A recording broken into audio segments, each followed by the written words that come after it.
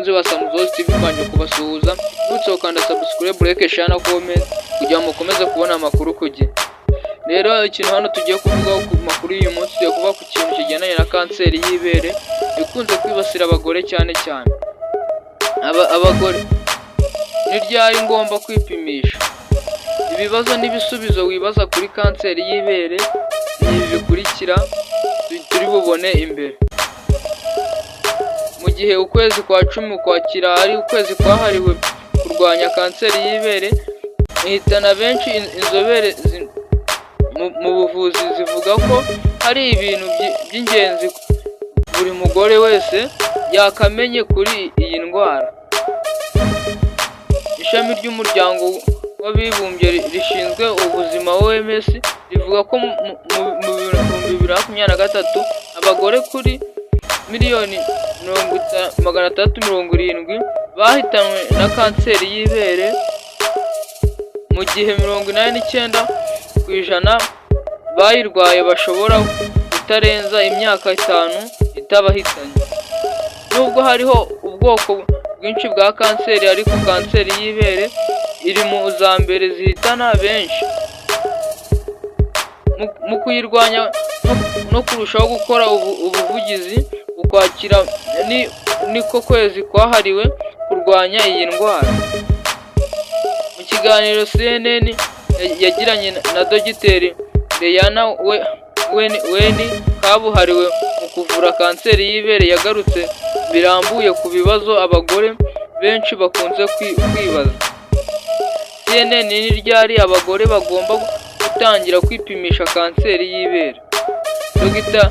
Diana Weni, abagore benshi bagomba guhabwa mammogram, igipimo cy'iyi kanseri, guhera ku myaka 40 buri mwaka kugeza bageze ku myaka 74, nk'uko byemezwa na Task Force ishinzwe gukumira kanseri y'ibere.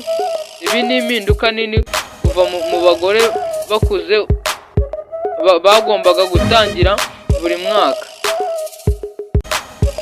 Mammogram bafite imyaka 50.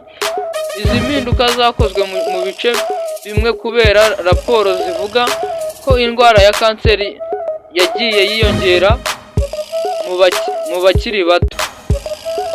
CNN: ninde ukwiye gutangira mammogram mbere y'imyaka 40?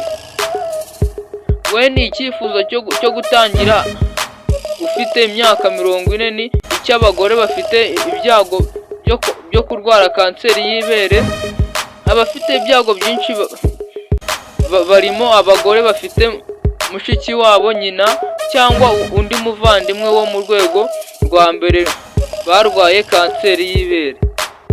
Abantu barwaye kanseri y'ibere ubwabo nabo baba bafite ibyago byinshi, kimwe n'abantu bafite imirasire mbere yo mu gutuza kuvura izindi kanseri. Aba bantu bose bagomba kugisha inama abashinzwe ubuvuzi bw'ibanze kugira ngo bamenye igihe bagomba gutangira kwipimisha. CNN: abagore bakwiye kwipima ubwabo, kandi niba ari byo bagomba gushaka iki?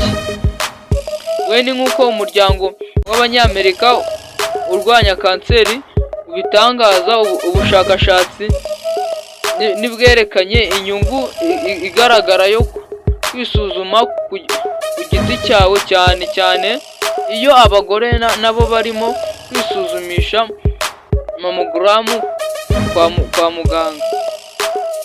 Abagore bashobora kubona impinduka bagomba kumenyesha abaganga babo. Bagomba kumenya uko amabere yabo asa kandi aremereye, kandi ntibatinde gushaka ubufasha niba babonye impinduka zitunguranye. Ikimenyetso gikunze kugaragara kuri kanseri y'ibere ni ibibyimba bishya.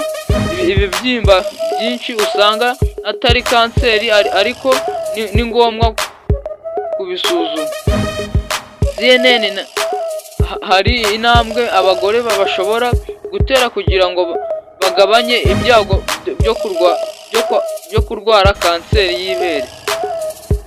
Bene iyi mpamvu zishobora kubaho nk'amateka y'umuryango cyangwa amateka ya kanseri ntishobora guhinduka, ariko hari bimwe bishobora kureka itabi no kugabanya kunywa inzoga. Urugero, birashobora gukuraho ibintu bibiri by'ingenzi bishobora gutera kanseri y'amabere: kunywa itabi no kunywa inzoga nyinshi. Gukora imyitozo ngororamubiri isanzwe bishobora kandi kugabanya ibyago bya kanseri muri rusange, kimwe n'imirire y'intungamubiri hamwe n'ibintu bitarenze urugero. CNN kandi abagabo bashobora kurwara kanseri y'ibere. Dr. Weni: yego, twagiye tuvuga cyane cyane ku bagore kuko kanseri y'ibere ikunze kugaragara cyane mu bagore, ariko hariho abagabo basuzumwa na kanseri y'ibere. Abagabo bafite amateka akomeye ya kanseri y'ibere mu muryango wabo bagomba kuvugana na muganga wabo ku bijyanye no gusuzuma ibyifuzo, kandi ntibatinye kubitaho niba babonye ihinduka ry'amabere. Byongeye kandi abantu bose bashinzwe igitsina gore bakivuka bagomba gukurikiza ibyifuzo byo gusuzuma kanseri y'ibere nk'uko byavuzwe haruguru.